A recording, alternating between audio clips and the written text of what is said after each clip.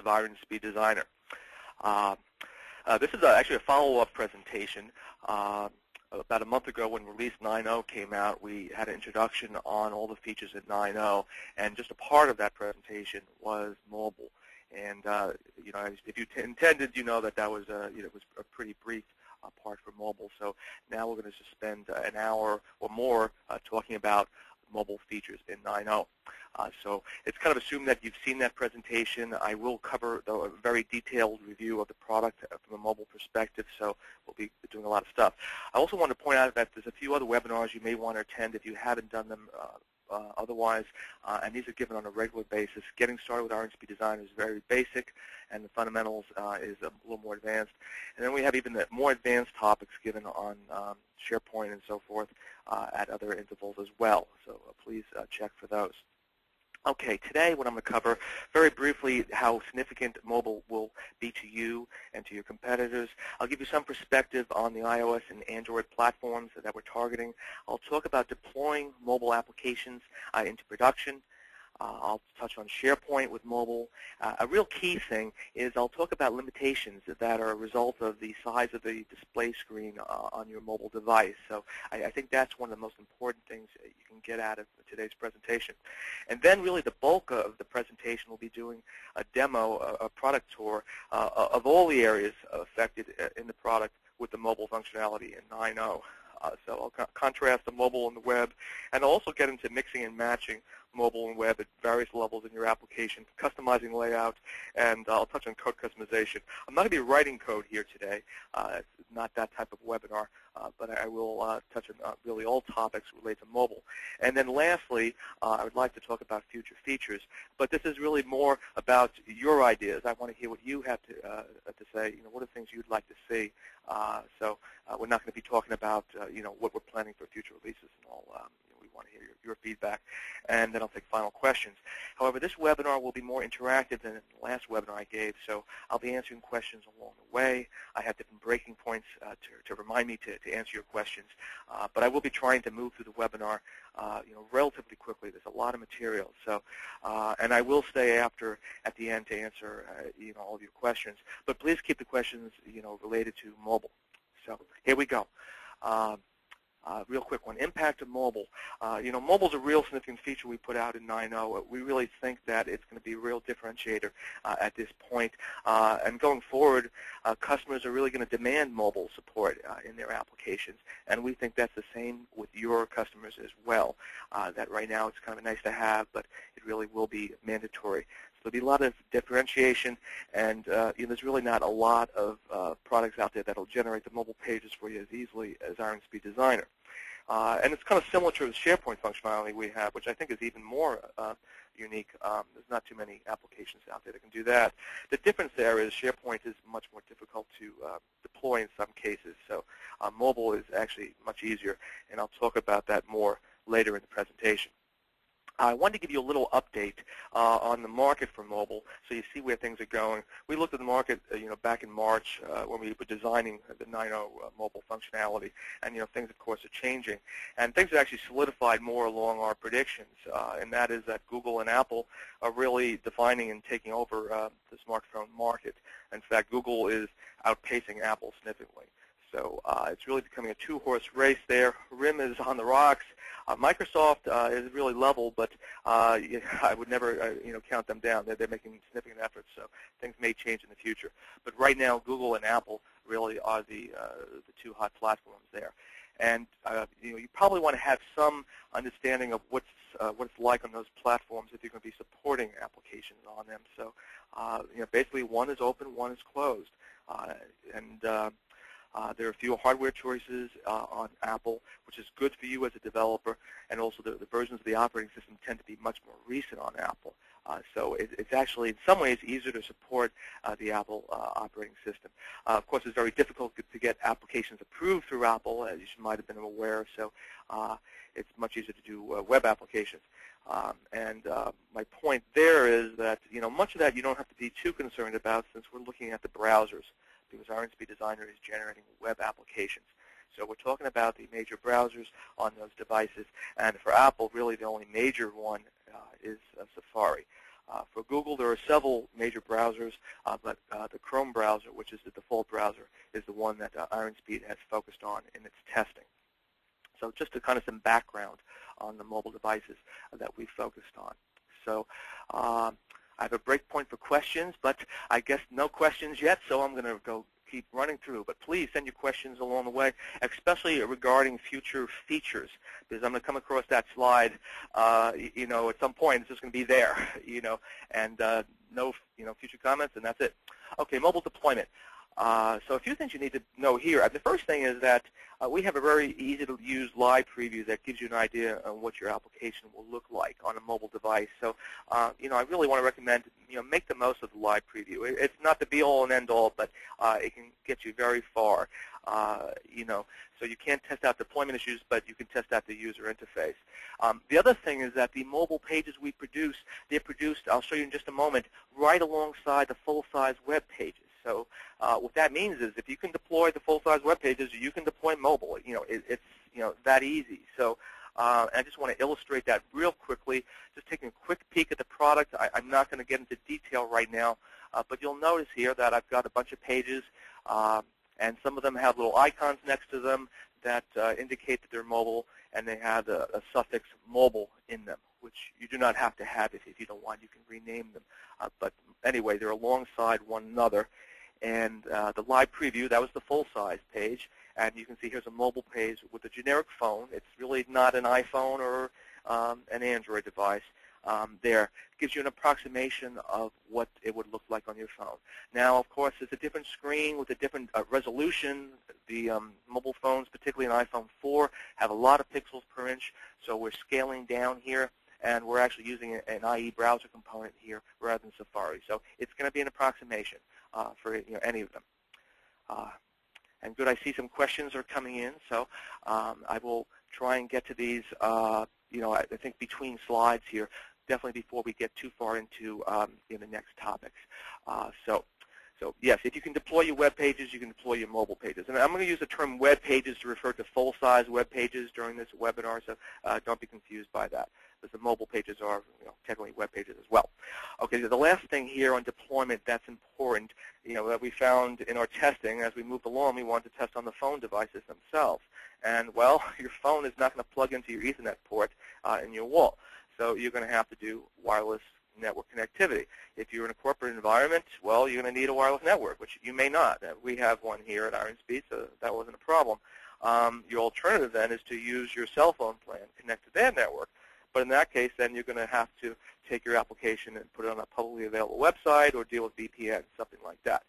Now, one thing I want to emphasize, though, is that these are all things that you would need to do if you finally deployed your application to production. You're going to take your application and put it onto that publicly available website, unless, of course, you're doing an internal internet type of application. So the deployment, happens alongside the full-size web, but just be aware of the wireless requirements. So, and let's see. Next thing is SharePoint. Just want to see what questions I have here just for a moment here. Okay, these are questions I'm actually going to talk about later in detail, but I want to acknowledge them. Does the generated website automatically detect and redirect to the mobile version? Yes, it does, and I will give details of that. That's actually a part pulled out of my presentation there, so we can't miss it.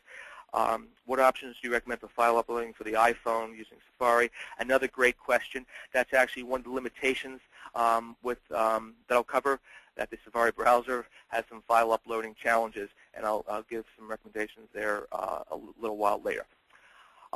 Okay, SharePoint. We decided to support SharePoint with the mobile functionality. A big part of it was because if we didn't, then that creates all types of other problems. So some things are just easier if you kind of embrace them rather than avoid them. And as you may know, we have SharePoint 2007, 2010 support. So that is the case with mobile as well. And those page styles, those SharePoint support have their own page styles, one for each 2007 and 2010. And so we've adjusted those for mobile. So I want to give you a quick look at a SharePoint application. This is all 901, by the way, that I'm using today. And actually, what I had shown you before was a SharePoint application. You may not have realized it, but the telltale blue, the light blue, indicates SharePoint 2007. The 2010 one is kind of white grayish. And the SharePoint applications look very much like the regular website applications. The difference you'll see with the full-size web applications here in the live preview is that we've got this border space on the left side and the top. And if we actually deployed to a SharePoint server, we would find SharePoint would insert its menus and buttons there for security and stuff. And that's a function of the SharePoint master page. Now that's the full-size web page. For the mobile pages, this is one key limitation to be aware of. You won't see that. We really couldn't squeeze that stuff in. We actually stuck our own menu on a separate page here in mobile. You can see there, right there. I'll go into more detail later on. So we do not have the SharePoint menus and its security in the mobile pages. We are, in fact, using a blank master page for mobile. So be aware of that limitation if you're planning on using SharePoint with mobile. Of course, you could always create a non-SharePoint application as an aside, but we really have tried to allow the mobile and the full-size web applications to coexist. Okay, here's, I think, a question very relevant to what we just talked about a few slides ago. Is there a plan to support the Blackberry? The Blackberry is a very interesting device. Well, first off, let me say that we said, well, you know what, let's test with the iPhone and the Android, no question about it. You can't say you support mobile if you don't do Apple and then Android taking off so quickly. You really got to do that one. And then we say, well, let's go on and test beyond that. And the candidates really are Windows and Blackberry. And the thing with the two of them is, Windows and market share has been small, but we think something will happen there. Blackberry has been shrinking, but the real concern with Blackberry has been that it's more of a messaging device, and the problem is that the web browsers that have been out there have had problems with them. In fact, the native browsers have been so poor in some of the models that they've been shipping the Opera browser there. So the thing we wrestle with the BlackBerry is if we were to test it, what would we test? Which version, which browser? It's challenging enough with the Android. We have several Android devices from different manufacturers and carriers, and they have their own idiosyncrasies, and they're still all running on Android 2.3.x. We're not even getting that diverse out there. So I'm just not sure, and I've been looking for input from people what they think. Maybe the latest model or two from BlackBerry would be sufficient. So anyway, we do want to expand our testing options. We're just not sure with the BlackBerry which way to go there. So good question. And let's take another question I think we'll do a little later. I'm holding on to all these questions here, so I will make sure we cover them all. And this is very good. Jill is passing to me as they come in, so I know how big the backlog is. I am going to try, though, and make it through as many of the slides in the demonstration as I can for those that want to see the material covered.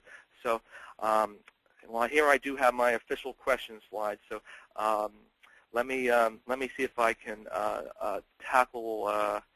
Let's see this one here. The other ones I know are definitely coming up in the material. Is the amount of traffic generated by these apps smaller relative to those to standard larger screen area? This question is from Ozzy. Very good question. And let me kind of give you, all the shades of gray on that. Well, the pages themselves are more lightweight. If you look at them, there's a lot less in that mobile page, and that's a show table page we're talking about, than this guy here. And this guy here has got pull-down menus and all the fields and buttons and everything. So these are definitely heavier weight pages coming down from the server. Now, going up to the server, I don't think there is as much of a benefit because you still have a postback taking place. And we got things tucked away with mobile. For example, the filters and the searches are there. They're just tucked away. So what's going to happen is those are going to get posted back to the server. So there's definitely less bandwidth. They are lower weight. I'm not sure on the upside or upstream sending them up. How low the amount of data would be. but we definitely have tried to streamline the pages, as much as possible. Be aware, though, that you have the view state in there, and when you send back to the server, the view state, could very well be the largest chunk of data, because these drop-down lists and things aren't going to be really that large. So, we do have information in our documentation, our online help, about the view state. You can optimize that and store it in the server rather than in your web pages. You have several options there. So that is something that you can tune the performance on. Very good question. Okay, let me get back to my presentation here. See, I rehearsed all this stuff last night, and of course there were no questions, so it all went very quickly. Okay, mobile limitations. Okay, this is a really important section. And some of these limitations are things that you're already discovering yourselves in the user forums. So here I'm trying in one place to put them all out there, and there are probably a few things that you may not have realized. So they come in three areas. One are really basic areas that are inherent to just the basic scope of the mobile functionality that we decided to offer. So these aren't surprises. The first one is that we're creating web applications only. We're not creating native applications. Iron Speed has always created web pages. So we're creating web applications. Actually, websites as well, and SharePoint applications, to be technically correct. These pages also are optimized for the small screen and keyboards as well for the smartphones. So several people have asked about the iPad. You certainly could take our pages and put them on an iPad, and they will scale to be 100% width on the iPad. But they're going to be the same thing that you saw on the iPhone. Your iPad's going to look like a big iPhone as far as the pages go. So you probably want to customize the layout with them. But they've been optimized for small screens. So that was actually the challenge, the big challenge. And we've tried to keep all these scrolling to be vertical only to make it easy to navigate in the field. And let's see, HTML5 compliance. Our pages, web and mobile, tend to be HTML5 compliant. We did not set out to incorporate HTML5 features in the 9.0 project. Otherwise, it could have become even more ambitious.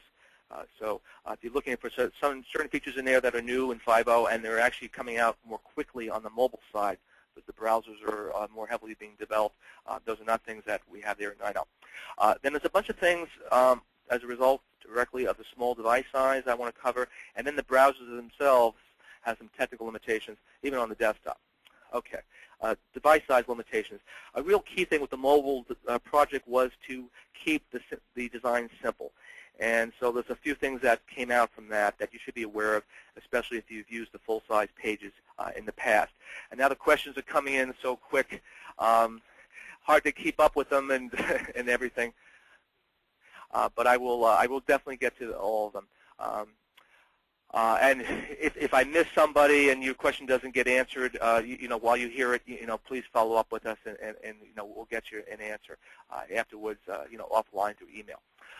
So device size limitations. We create CRUD pages only at the box in 9.0 for mobile. So that means the show table page that I showed you and the 3 record pages and some security pages. So we're not creating workflow. We don't think that would be used as much out there in the field, but you could construct them yourselves if you wanted to. The other thing is the out-of-the-box child tables that we create. They're not editable.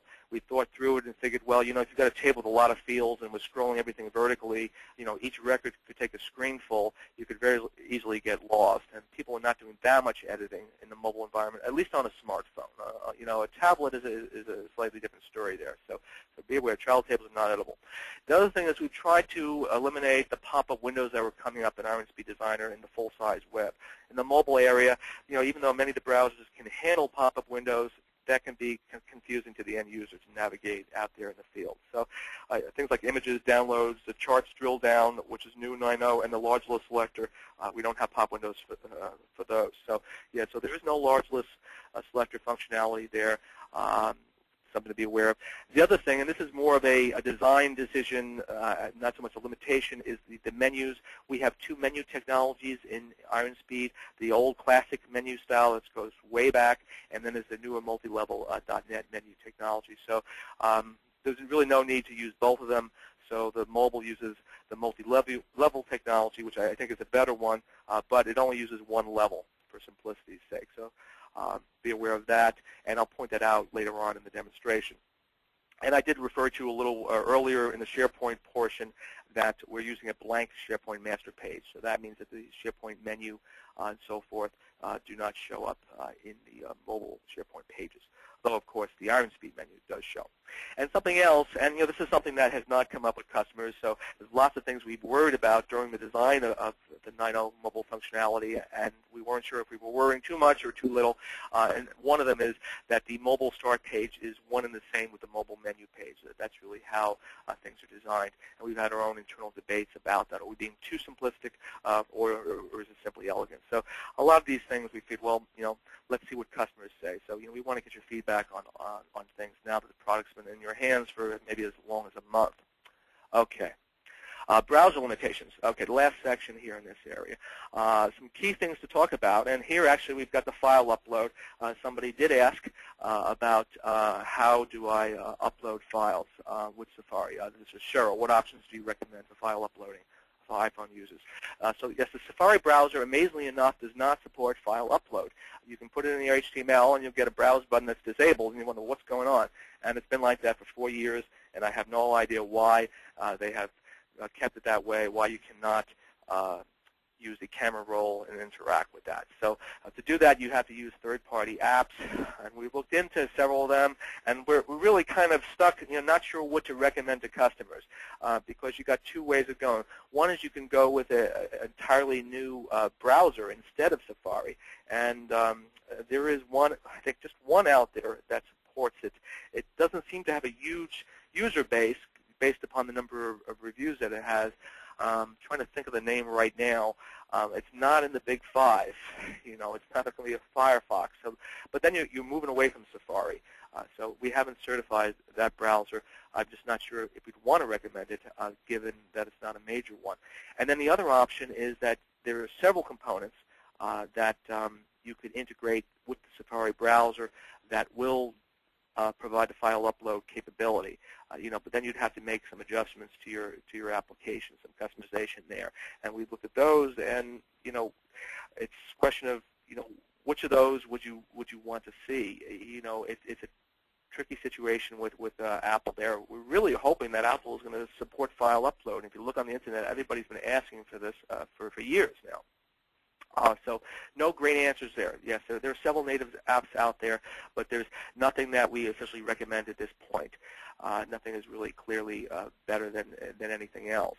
File download is very easy on Safari. It just shows you the file right there if it's a supported file, but there's no download manager. It's not really good for handling many different files. Chrome was a different situation in our test. The test devices we looked at, we actually needed a memory card in order to do any file upload or download, but it was very flexible, in fact, a little complex in interacting with the file system. On Safari, you're not going to get interaction with the Apple file system. They really try not to even show you that there is such a thing in existence. Chrome is a bit different. So there's more power there. Just might be a little hard for some mobile users to use that, although it's probably no worse than the desktop. Some real key technical points with Safari and Chrome is that they don't support Windows authentication. And SharePoint authentication, the SharePoint server is using the same type of mechanism, so it affects that as well. Now, I said earlier you can do a SharePoint application. You can. You just can't use SharePoint to authenticate the web browser. You'd have to do a database authentication or something like that. So that's a limitation on both the desktop and the mobile devices. The file upload for Safari and what I said about Chrome, that was for the mobile versions. But this authentication thing is actually for all versions of Safari and Chrome, which is kind of surprising, but Windows authentication is Microsoft, so I guess they have not been in much of a rush to support that. And lastly, we have disabled smooth panel updates in 9.0 mobile. We initially left them enabled, and in our test we found problems with certain versions of the operating systems on Apple and Google, or their manufacturers. And since it seemed to be kind of unpredictable which versions would have problems, and there really was little benefit with the smooth panel updates because of the simple pages in mobile, we've just disabled the smooth panel updates. So just be aware of that AJAX function is not something we use for the mobile pages. Okay, we got a deployment question here from Jerry, so let me cover that one now. The mobile screens are part of the entire project. How do you deploy just those pages? Well, the whole application is deployed together. I mean, that's always how Iron Speed has been. So you're looking at, a few options. One would be to have separate applications for mobile versus the full size, and I'll cover that more later on. That's very easy to do. It's just harder to maintain. Another option that would be to manually deploy the files. But if you're using the deployment wizard, which is a great feature, I'd recommend it. It's one of the many things you get when you buy the product. The deployment wizard is going to deploy everything as one piece. So there's no functions, that's deploy only. And we've had some customers, ask, how do I kind of keep the mobile pages kind of in stealth mode? I'm kind of developing this, maybe demonstrating it to management, but I don't want the end users to use it. And there are several ways you can do that. You can mess around with the redirection, which I'll talk about later on, so that nobody gets redirected there. You could use the security features that we've always had, which apply to mobile, and restrict access. There are several things you could do to actually hide the pages. But manual deployment might be the easiest thing to do. Now, if you're doing SharePoint, deployment is a little more challenging, so manual deployment may not be your best option. And let's see, I think the others will come up along the way. There's a question about new forgot password feature. Is that in there for mobile? It is. I will cover it. Here's a, let's see, I think here's two others here on things I've already covered, so let's get these out of the way. Can a Windows mobile device browse ISD-generated pages? Are the QVGA resolutions 240 by 320 supported? Very good questions. Yeah, the Windows mobile should browse to the Iron Speed mobile pages. I'll show you later how we're including a lot of devices in there to send the mobile pages. We feel that they can be better off with the mobile pages than the full-size pages. So we might as well direct as many as we can detect in that direction. Yes, it should detect those. In terms of the resolution of 240 by 320, I would not consider that supported. 320 by 480, the iPhone 3 size is really the minimum that we're targeting. That being said, it probably would work. The main thing is that you've got a decent browser on there, which if you're Windows Mobile, you've got Pocket PC, so depending upon the vintage, that might work. You really would have to test it, though. But with 240 by 320, you're going to be doing a bit more scrolling, especially in landscape mode.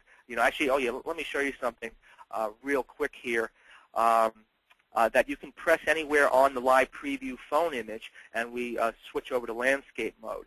And you can see you're seeing fewer rows in that particular mode. So if you have even fewer pixels to work with than the 320 by 480 that we're approximating, you could really be kind of looking in a very narrow area. So, I would not consider 240 by 320 supported. But you can try it, and those mobile pages will probably look, halfway decent on there, certainly better than the full size. Here's another one kind of related to iPad. Let's get this out of the way. Alex, hi, will you be making the full web page generation more touch compatible? iPads are closer to small notebooks than smartphones. Really good question. We looked at supporting tablets, in the 9.0 mobile, and we decided to focus on the iPhone and Android. And I covered that in the previous presentation. The bottom line is we looked on the Internet, and we saw major websites were making special accommodations for the phones, but very few were making special accommodations for the tablets, because the tablets were, like you said, closer to the desktop environment. So it wasn't as critical of a pain point. So we figured the iPad was really, something, further down the road. And we actually had some ideas on the drawing board, even, last spring when we were designing things. So it's just a matter of prioritizing, those types of features, with everything else we're looking to do. Okay. I'm going to move right along here. Actually, I think I've covered many of the questions, so let's see where we're at now. Okay, I'm going to run through code customization real quickly here. Some things I want to really emphasize is that the base classes have changed very little in 9.0, particularly for the mobile functionality. So page-level customizations that you've done in the past, generally those types of things will work with mobile if they're applicable. So, but you would manually need to apply them to your pages. Now, if you had customizations to the data access level, those would automatically apply to the mobile pages since they're at a lower level. And there are some customizations that are really not that mobile friendly, and I'll talk about that a little bit when I demonstrate the code customization wizard, which will just be in a little bit. So let me see if there are any more questions I'm going to pick up at this point. I don't think so. So here I am now in the product tour. And so now we'll be spending really most of the time walking through Iron Speed Designer, the different aspects. This first section here, of course, is very quick because of these things unaffected by mobile. I've already talked about the base classes and all that. There's a Batchmeister wizard, which is for creating multi-tenant applications and other shortcuts globally. And that is not mobile specific. I'm just going to point out what this is in case you haven't seen it. It's a new feature in 9.0. It's great for sending up validation and where clauses, globally across your application. So, of course, that would work on mobile as well as a full-size web. In fact, I don't think we're distinguished between the two of them. So that's the Batchmeister wizard. The database menu, including synchronization and the build menu. So those are not changed as well. Of course, you would expect to be able to make schema changes to your database and incorporate those changes in your mobile pages. So all that underlying functionality works for mobile. The menus are the same. And the same thing with the build menu. Everything is the same here in 9.0, I believe, as it was before. Nothing is specific to mobile. So you needn't be concerned about those. Okay. And I'm going to, I think, just move right on to the next section here, product tour. Here are areas that were slightly affected by the mobile, so I'll talk about these a little bit more, but there's not too much there. The security wizard and the deployment wizards, these both have the same user interface, but there's different code and some different functionality, so let's look at that real quickly. Well, first, the deployment wizard, let's just get that out of the way. If you haven't used the wizard, this is a great thing to use. It has several options.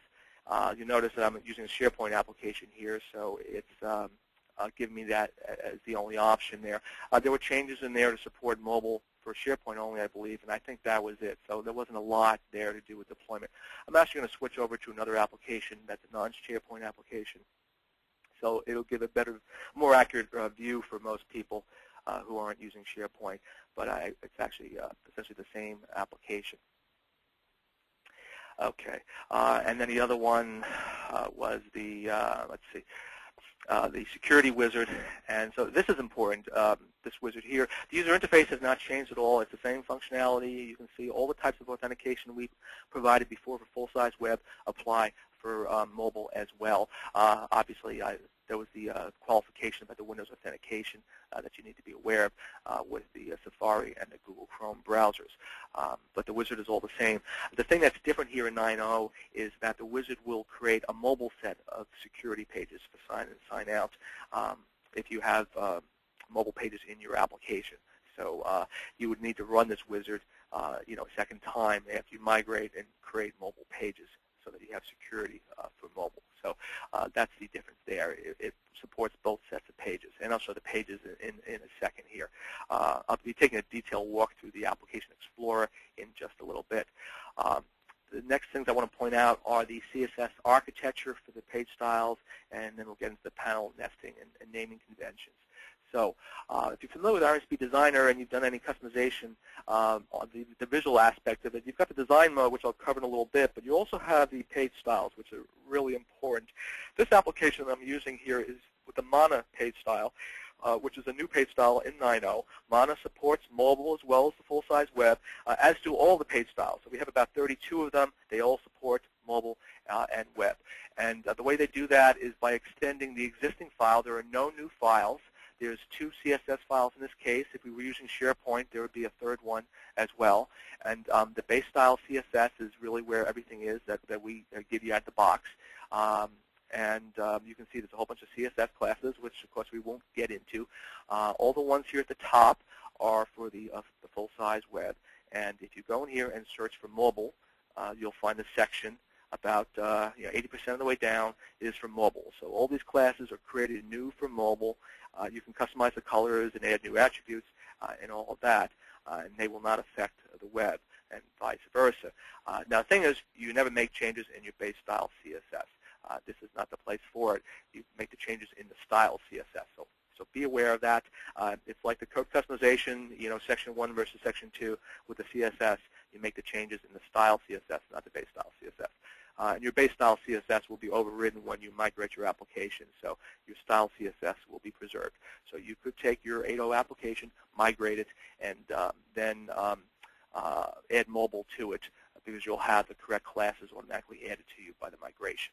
And then you can customize or keep your customizations in styles CSS. So that's the CSS files. We just naturally extended what we had there rather than create new files and make it more complex. Okay, and the other item that I had was regarding the page or the panel names and all that. So I am going to try and get a little more advanced here. So if you just picked up Iron Speed Designer, installed it the first time yesterday, forgive me if some of the stuff you're not sure what I'm talking about, but at least I can point to the areas that you would want to understand. When you go to a page the first time, actually let's go to a mobile page, but I'll go back and forth. You're going to initially be taken to what we think is the most important area, the field value area where the data is shown. Here we are in a repeater row of a show table for mobile. Well, when you're there, we have a drop-down list showing you the page section. And this is really kind of important, this drop-down list. I think a lot of people don't know what to do with it.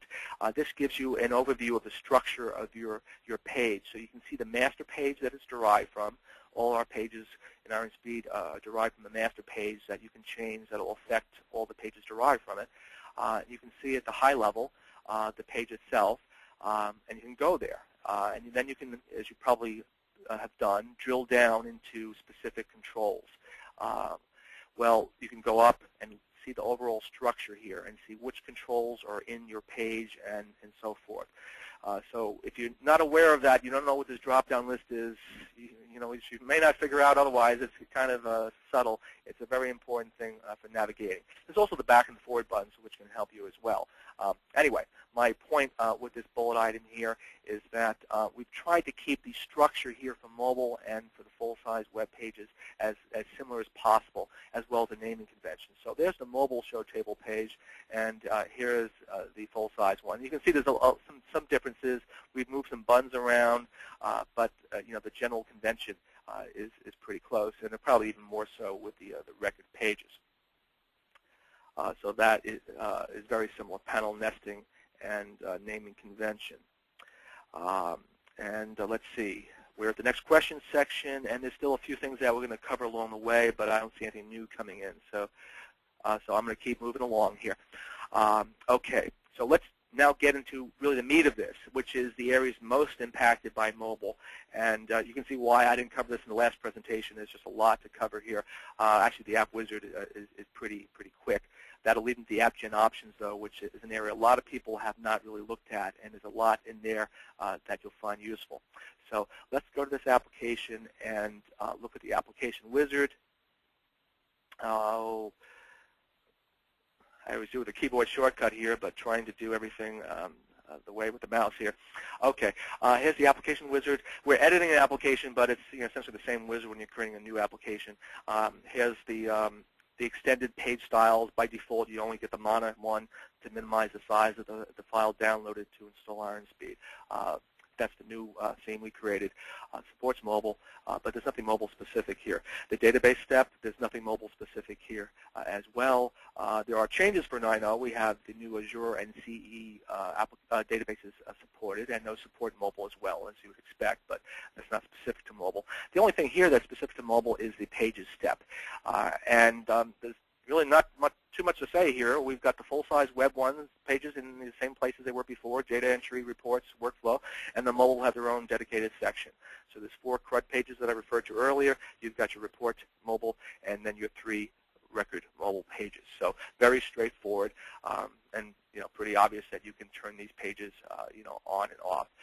So now you can see how you could migrate an application, go into the Application Wizard, and add mobile pages to it very easily. So that's one of the reasons why we wanted to have mobile and full-size web in the same application. Now you may be wondering, well, what if I don't want mobile? Or what if I really love mobile? How do I always have those pages created for me? And that's where the application generation options come from. And if you've never used these options, I suspect some people haven't used them that much, even if they've had a product for a while, you definitely want to explore these options. It can save you a bit of time. So you can access them by pressing the Options button or going into the Tools menu if your application is already open. So you can even do it in the middle of creating a new application in the wizard. And there's a lot of options. It's really kind of bewildering. So I could have a 2-hour webinar just going through all these options, but we're going to do it pretty quick here. So there's new sections, new trees for mobile versus the full-size web. So there's one here for menus. There's not too much you can do there. Notice that we are supporting out-of-the-box vertical menus only. There's a scrolling vertically. You can create a horizontal menu with the Toolbox. I'll show that later. There's an option here actually for disabling the automatic hyperlinking that Safari puts into phone numbers, which was kind of problematic. I believe that's the only mobile platform-specific option anywhere in 9.0. So not much in that first section. It's this next section that's really key, mobile page options, pages to create. Here are the 4 pages that I just showed you down here. If you wanted these not to be created, you would change them here. Notice that the settings here, when you press OK, apply just to the application opened or about to be created. You got to press the Apply Defaults to save it for new applications created subsequently. So those are the pages to create, probably the most important setting in the application, because if you get tired of unchecking checkboxes here, you really want to be able to do there. Now, if you want to customize the details of specific pages, here are the 2 data entry forms, Add and Edit Record, and you can customize the field location. You can put the field labels above versus to the left. We do above because it makes better utilization of the space, or at least it scrolls horizontally better. So, and of course, the report and record mobile are here with their own options. So beware of that. There are a few options for mobile. There's some constraints, on the design there. So in some cases, you'll see things are disabled. And we also have a charting section here, and you can see there's a lot of stuff in there. So charting is fully supported in mobile, and I'll demonstrate charting later on. It's got all the features, even the new time selector, time series charts supported for mobile. So, and it had to have its own set of options since, because of the smaller screen, you're probably going to have different size charts and so forth. So those options are in there as well. And the last section here, the general application options, there's a mobile section in there. And I'm not going to get into all these things. I encourage you to explore the trees. There is one here for rich text editor controls, and we're not creating those by default on the mobile device. We'll just do the the basic text area that you would get. And for one thing, we don't think there's going to be that much data entry, and the other thing is these rich text editor controls tend to be very heavyweight, and we offer now more choices than before, but still they tend to be large downloads and small buttons and a lot of complexity. So if you want to turn them on for mobile pages, you can, and here's where you would do it. Okay, so that's the application wizard and the application options. The rest of the steps here are the same. We support multilingual, even right to left, with mobile, and the same application types, the SharePoint and websites and web apps and .NET and all that. Notice that .NET 2.0 is no longer supported in 9.0, so if you're upgrading, be aware of that. 2.0 is a pretty good release, but it goes back a ways. Okay, so we're making good headway, and there haven't been any recent new questions, so. Oh, okay. They're getting accumulated now, so there are more questions coming in. We have received them, so I know I'm going to be answering lots of questions in the end anyway, but I am trying to get the relevant ones along the way. We're moving right along here with the product tour. I've got, I think, this in one more section. This is a key part, though, the Application Explorer. I want to walk through the details here. So the Application Explorer, which you kind of saw pieces of it, you're going to have 2 sets of pages now, as you saw with the mobile and the full-size web pages, assuming that you choose to do mobile. So you got the CRUD pages, the 4 basic pages, and if you're doing security, this is security pages, which I'll show in a second. You also have a set of shared components for mobile as well as the full-size web. So you kind of got more to manage here, and I already showed you that you've got 2 sets of CSS classes, although not twice as many files. It's the same files.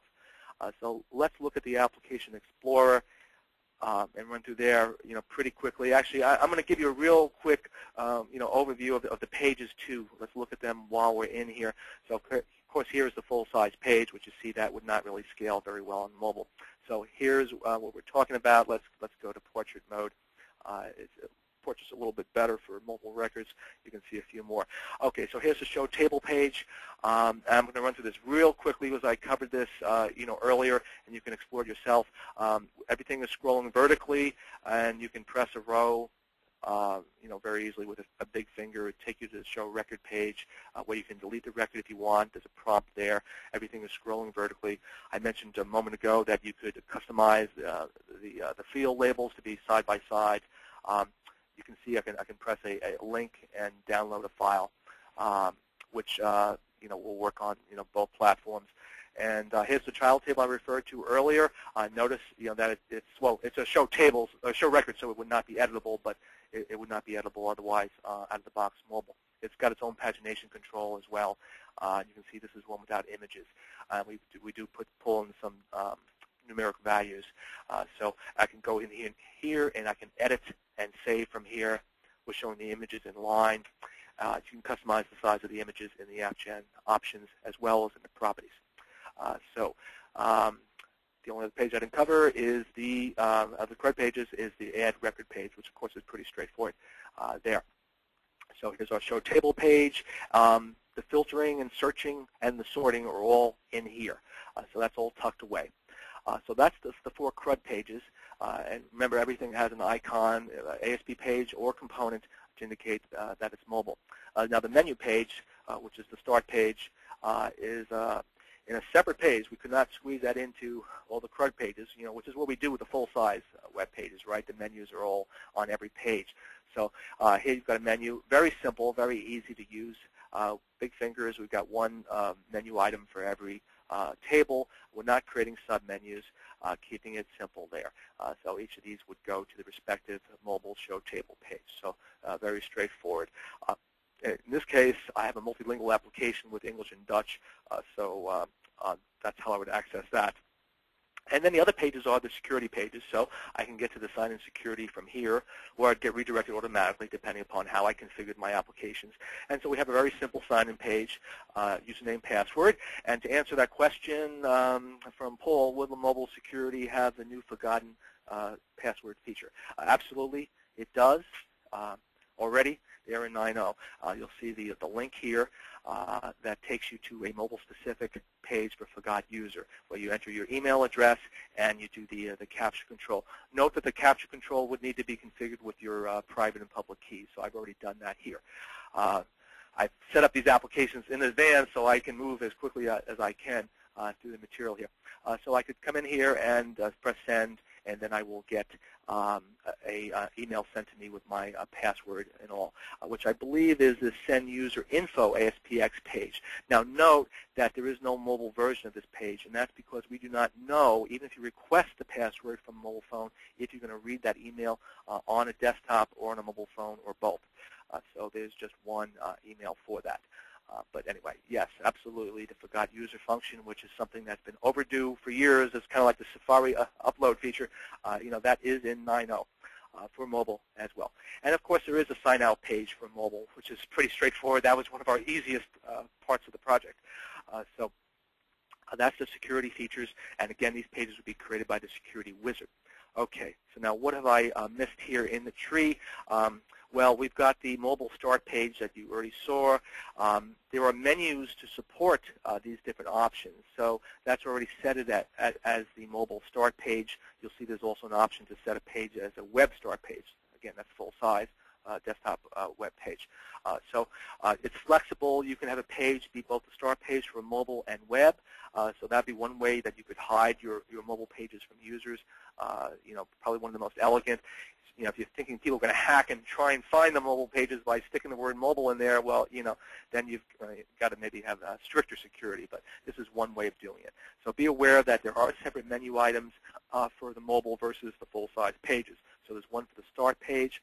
There's also the menu component that the page uses. So there's an ASCX for the mobile menu. Notice this is just the menu. Here's the full-size one in contrast. notice all the pull-down menus. This would be very awkward to use in a mobile type of environment. Remember, there's no mouse over concept on a mobile device. It's just you've touched it. You know, you've already committed. You know, it's not like you hover your finger over the device and something happens. So those are the menu components for mobile. There's also the headers and the footers. I mean, these are really straightforward. 2 seconds. There's your footer with your copyright. That's showing at the bottom of the pages, and the header, which we saw on the start page just a moment ago. So there's your headers and your footers, and let's see, master pages. I mentioned earlier that we have master pages for all the pages in Iron Speed Designer. Makes it very easy to make changes globally. You can see here the footers included in the mobile master that they all use. There's also a blank mobile master if you wanted to create a page from scratch for mobile, which you certainly could do. Notice there's no vertical and horizontal versions like we have for full-size web, since we're out of the box just doing vertical for mobile. So, and you can set the default mobile master page as well with the menus. So that's that. Then I think the last section here is the shared area, and this is an area that many people may not notice, but you don't need to know everything in here, but definitely have an idea that it exists and a few things in there. One of them, you can see all the mobile ASCXs are jumping out. One of them is the theme button mobile. If you want to change the look of your buttons across your entire mobile application, you could do that by customizing that page. There's also the pagination control for mobile, which we saw before. So there's that piece. And, of course, you can see there's several variations of the full size.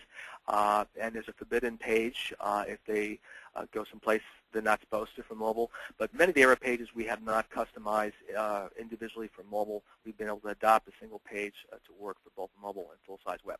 There's also a date pagination mobile control, which I'll demonstrate a little while later when I do the charting. So again, the time series charts in 9.0 are supported for mobile as well. So those are the shared components. And by the way, the mobile components, I think with maybe one exception, we only create these if you have mobile in your application. So that's the tree. I think I've covered everything in there. Let me see what is next here. Configure start page. Okay, that's an easy one. There's actually two ways of doing this. I mentioned that there's a right-click menu here for setting the mobile start menu page, or you can do the full-size ones. Well, there's also a dialog for that here. In the Tools menu, Configure Start Page. It's not just Start Page, it's more. It's all the special pages. And you can see that now, and I know there's a Web tab and there's a Mobile tab. And the Mobile tab, of course, has your Start Mobile page with the menu.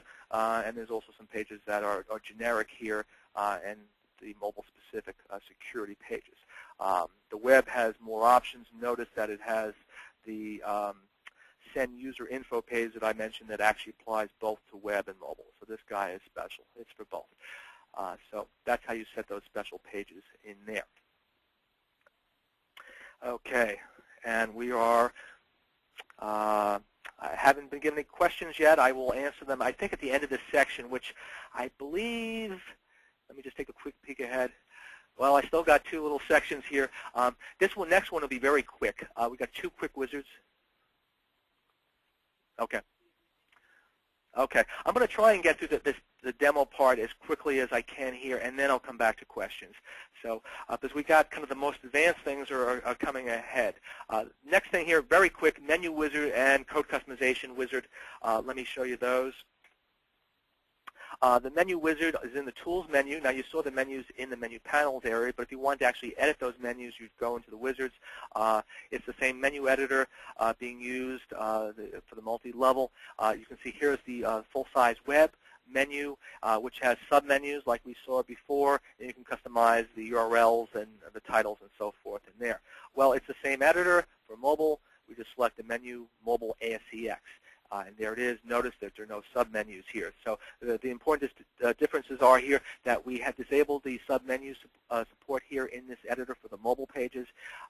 So we keep it simple there, and also to make it easier when you pick the URL, we're defaulting to showing you the mobile pages. But you can change that if you want, and you can have your menus mix and match mobile and full-size web.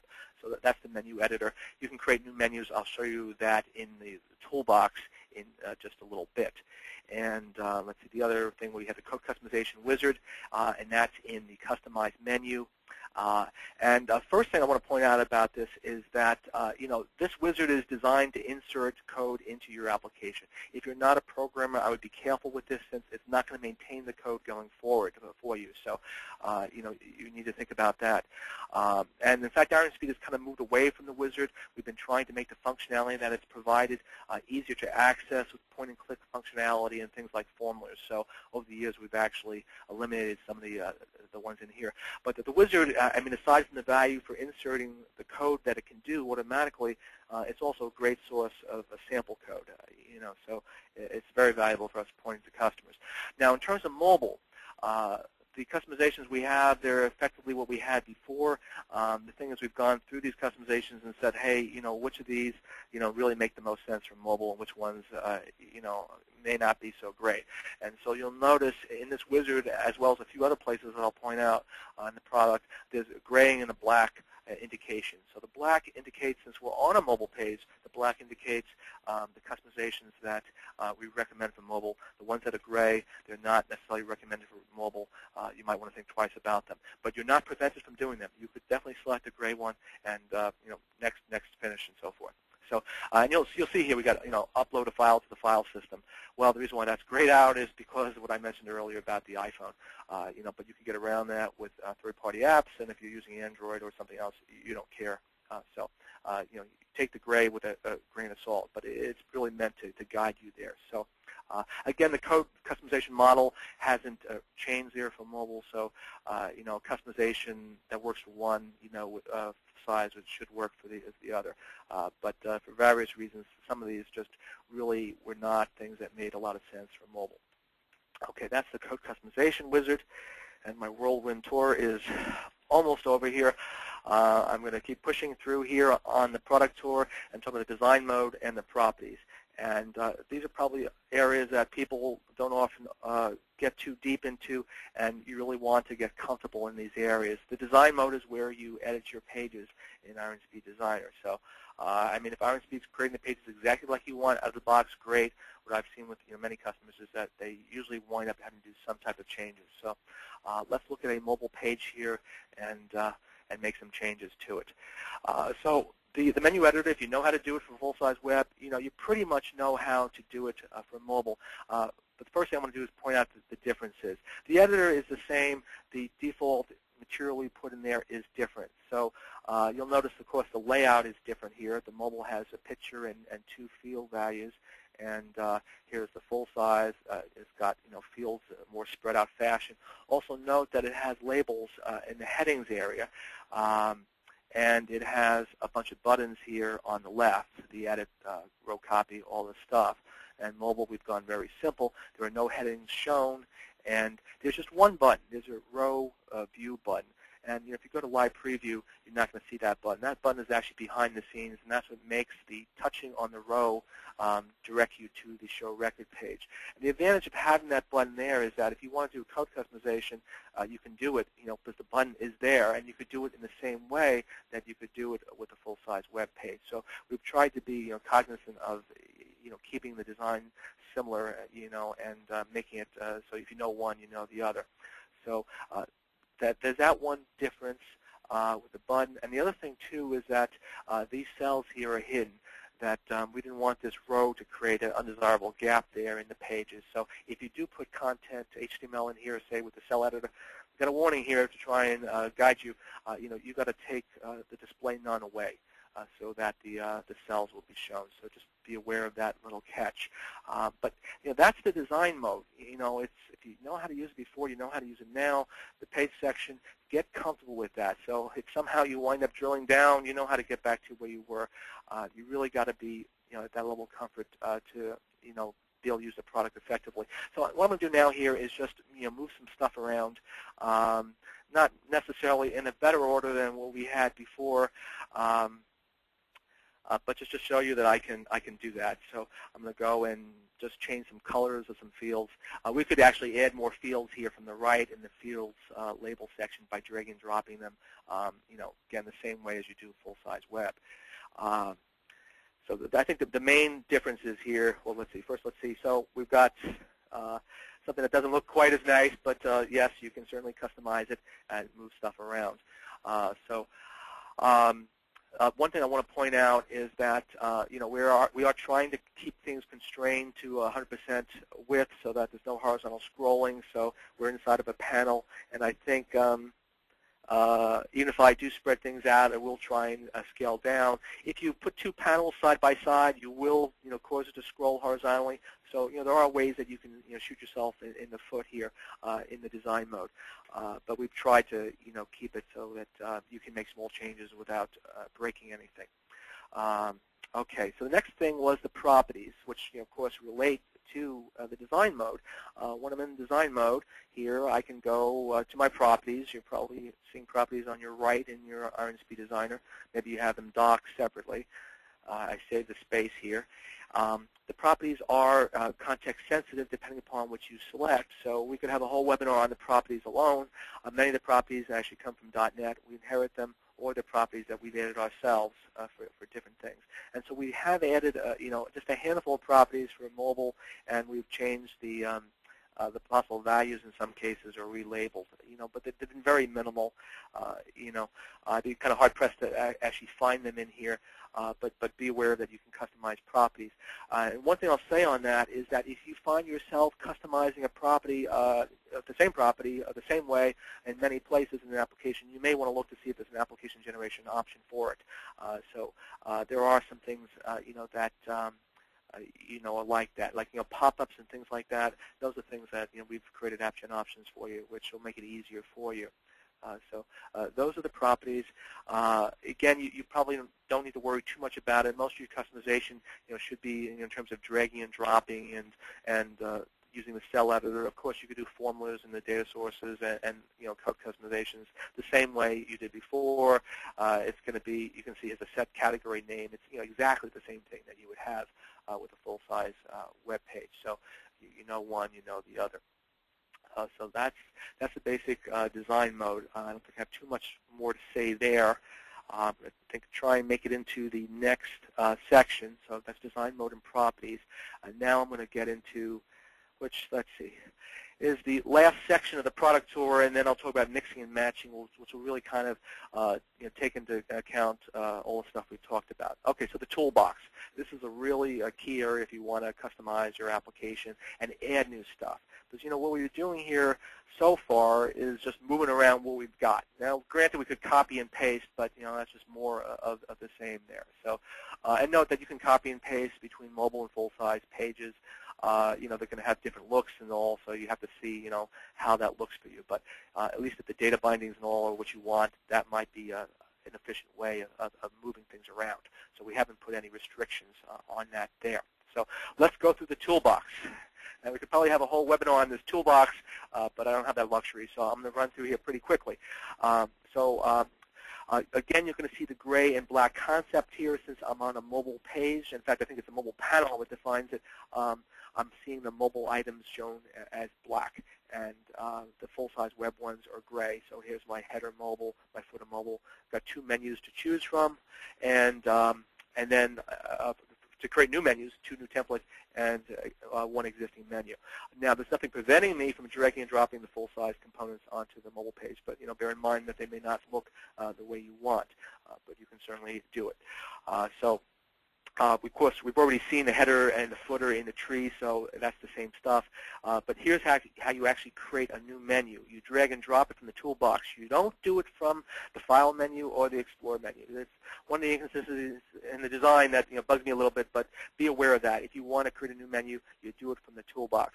Of course, you can drag and drop an existing menu. For the new menus, notice that we've got, they're multi-level only, the classic we offer for the full-size web. They're multi-level only, and they're horizontal and vertical. So I mentioned earlier that we only do out-of-the-box vertical, but you can certainly drag and drop a horizontal menu if you want. Be aware, though, that if you have more than a few tables, it's going to scroll horizontally. But you may want to have a horizontal menu with a few items in there in addition to a vertical menu. So that's your choice. That's the menu section and footers and all that of the toolbox. Moving on to reports and forms, this is an important area where the mobile made an impact on the UI. And actually, I'm going to demonstrate this very quickly, I'm going to create a new blank mobile page from scratch, and I'm going to add some panels from it. Now, a page consists of one or more panels, typically in Iron Speed. So we could start with this blank mobile page. And actually, let me just do a live preview to prove that it is, in fact, blank. And I'm going to drag and drop and put some panels in there. So since we have new mobile pages, we need new mobile panels. So if we go into the data entry area here and pick a table, just pick the same categories table, drag and drop it, and you can see that we've got a list of panels on the left, and there are the full size along with the mobile ones listed side by side. And I could go in and insert and edit record. Notice I have options here. These options actually come from AppGen Options, so AppGen Options will control these, but we can override them for this particular panel only.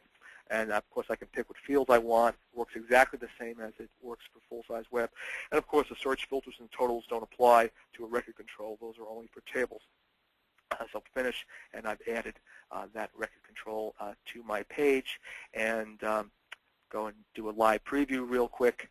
And so now I don't have the header. Some things I won't have because I haven't created a full-size page from the main master.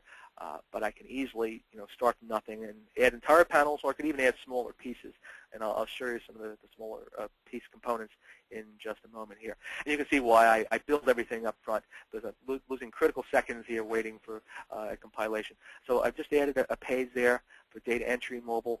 There's also reports, and I could come in here and I could insert a show table. Notice that the two mobile panels are at the bottom. It has report mobile, like we've seen before. And of course, in this case, I'll be able to customize the search filters and totals. So the thing about mobile is that it supports all the same search sorting and filter controls that full-size web does. So it'll do range filters, drop-down list, search fields, clickable sorts, all that stuff. So, and it does totals as well, although you may not use them often in mobile.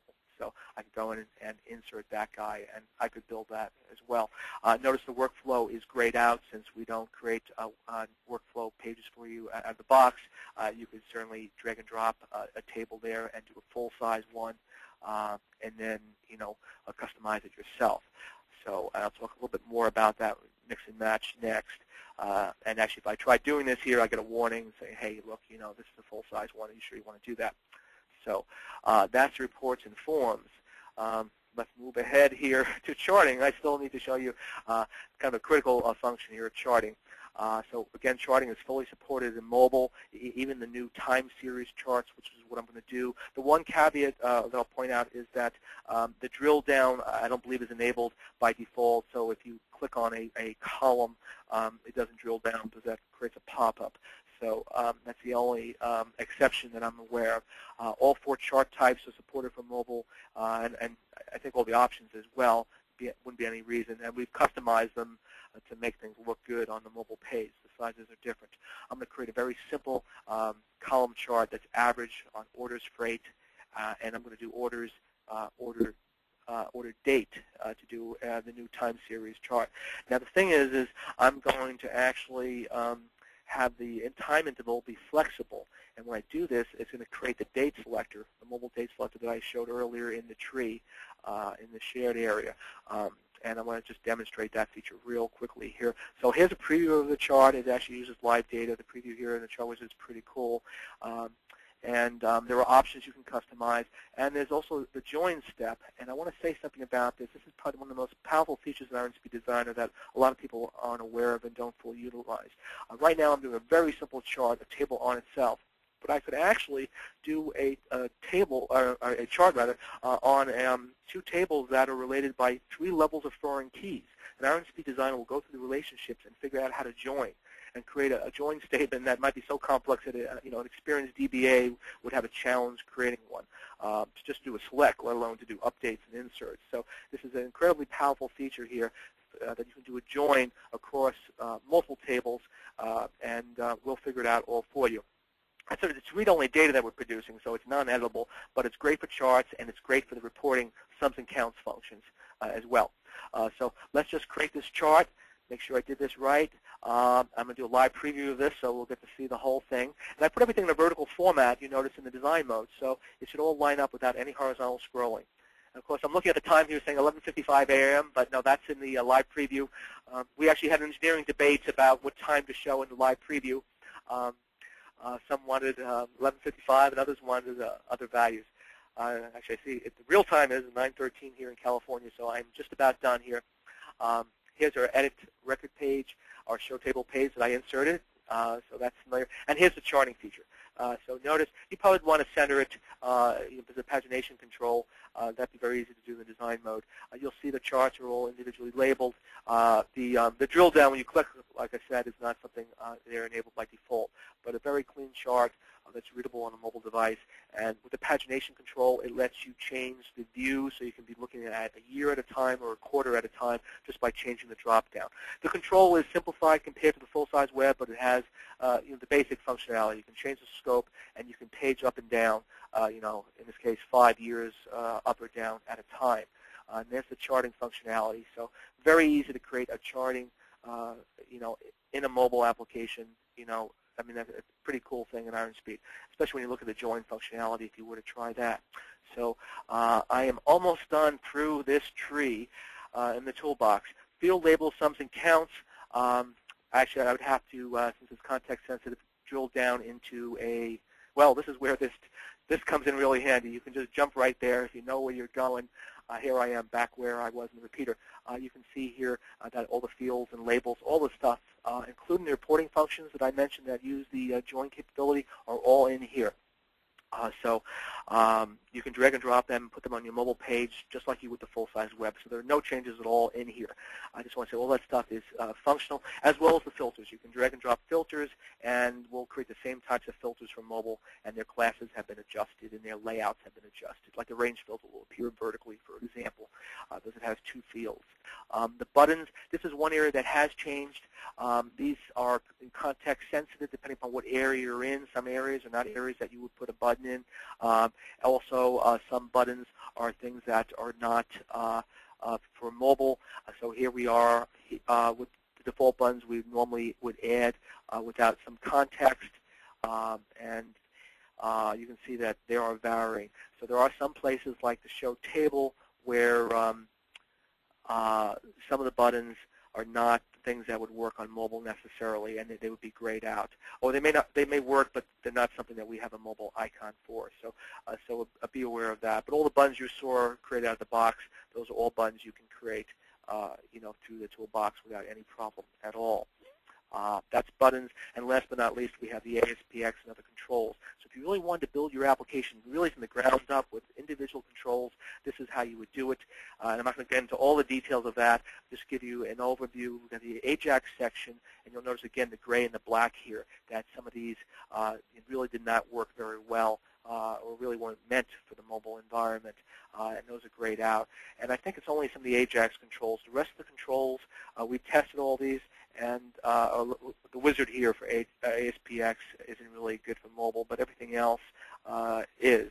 So you can drag and drop them, and they'll use the appropriate CSS class, and you should be fine to go. So you've got ASPX controls, you've got the gen controls that Iron Speed has built upon those, and the very simplistic HTML controls, and the .NET validation controls. And that's the toolbox. There's a lot of stuff there, and you'll use that as you get more advanced and customize your layout. I think I covered all this, yes. So that part is done, and let me see where I'm at now. Okay, so I've gone through and pretty much a tour of the entire product that's impacted by the mobile functionality. I don't think I missed anything. So the next thing is mixing and matching. And this is pretty quick. We've covered a lot of this, or you've kind of figured out, watching what I've been doing, creating web-only applications and mobile-only applications, and even mixing and matching in the same application. This is a 2-second thing. As you can see in Application Wizard, you can select when you create an application or add to it, you can turn off the mobile pages, and now you've got a web-only application, or you could do the opposite, and turn off the full-size web, and we'll just create mobile pages. And we've tested those scenarios, and actually there's extra work in the product to make sure those two different scenarios would work. So yes, you can mix and match, or you could do one or the other. And again, you can add mobile pages to your migrated application absolutely there. So that's mixing and matching on a very basic level, on a page level. Okay, now the next thing, and people have asked about this in various forms, and that's the device size detection redirection. So this is important. You want to understand how this works. And that's if you're mixing and matching mobile and full-size web pages in the same application. Well, I mentioned, the two sets of start pages, right? Well, which one do you get? We've got to choose one or the other. Well, what we do is we detect the type of browser, the device that's coming in. Every browser will send an HTTP user agent when it requests a web page, and that's where we look through and say, hey, are you an iPhone? Are you a Blackberry? I mean, we check for all the major devices, and we redirect based on that. So let me just show you where you would configure that if you wanted to change it. That's in the web.config file. That's in your generated application. And if we come in here and search for iPhone, at least for out of the box, we're going to see this mobile user agent string, which has a pipe-delimited list of really the most major and current smartphones out there. And so we're really trying to detect them all and give them the mobile pages, which will be better off with that than the full-size web. And you can certainly customize this list. If any string in that list is included in the user agent, we'll give them the mobile page. Otherwise, we'll give them the full-size web. You can remove strings from here. You can add them. I can add iPad if I wanted that to get the mobile pages. Just make sure you have the pipe delimiters between each of the strings. So it's as easy as that to configure. Now, another really important thing regarding that redirection is that redirection only happens when you go to the application's default page. So let me just come back here and go into Live Preview. So I'm at a mobile page. Let me go here to the root level for this application, the default ASPX. You'll see that very briefly, default ASPX, I got redirected to the start page for the full-size web desktop because I am in a desktop environment. So if I actually was on a mobile device in that list, we would get redirected at that point to the mobile start page that I've been showing. Now, you may want to test that logic out, and actually you could do that by using the Safari browser, which is available on Windows. Actually, I had this open last night, and Safari did something very weird with a pop-up menu. What's nice about Safari here is that it has an option that you can kind of lie about your user agent. You can have the browser say that it's actually an iPhone. Probably somebody else has that feature, but Safari is the one that seems to be very flexible. You actually have to turn an option on to get it to work. I'd done a while ago, but you do that, you get the Develop menu. The Develop menu's got some cool things in here. One of them is the user agent feature. And in here you can see, it depends on which version of Safari you have, you can, pick your lie here. Which iPhone do you want to pretend to be, and it'll say that.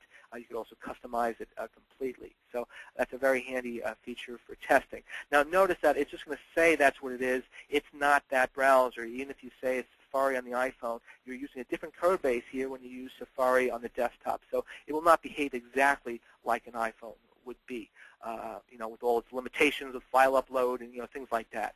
So, but it's very handy for testing the redirection logic. And the last thing with the redirection logic, to emphasize, is that redirection only happens when you go to the default ASPX, or if you just go and don't specify the default file. So I got an extra slash there. Don't want to do that. That's when the redirection happens. At this point, we're already done. So, when I move around within the pages in this full-size web or the mobile pages, we're not redirecting. We don't check. We don't care at that point. So what that means is that if you want to mix and match your mobile and full-size pages, for example, you're going to, do your start mobile page and do a show categories, and at some point you want a workflow page, you could put a link in your mobile page to that full-size mobile workflow page. And, of course, the user would have to pinch or whatever to use it, but you could do that, and the redirection logic will not get in the way. Redirection is only at the default page level. I think we've covered everything but the panels. You could put mobile and web in the same session there and transition over, and mixing mobile and web panels, that's real easy. We'll use what we've already talked about here and go to this my mobile page that I created that already has a bunch of mobile pages. I can come in here and I can go into reports and forms and go up at the ASPX level here, and that's where you'd want to introduce a new panel. And I'm going to go in and let's just do the full-size page. Now, I'm not recommending that you do this necessarily. I'm just showing you that you can, that the product is designed so that, it's all in the same application with the same CSS. And I'm going to go and create a full-size web page or panel and insert it here at the bottom of this mobile page that I created. And we'll see that in just a second. So you can actually mix and match the panels and the controls and all of that. But if you do that, then it's going to be kind of up to you to clean things up. So, and we'll have a live preview here in just a second. Remember, we've got a few panels in there. We've got a chart being produced, and then we've got the this show table, which you'll basically see what things looked like on mobile devices before we had the 9.0 mobile functionality.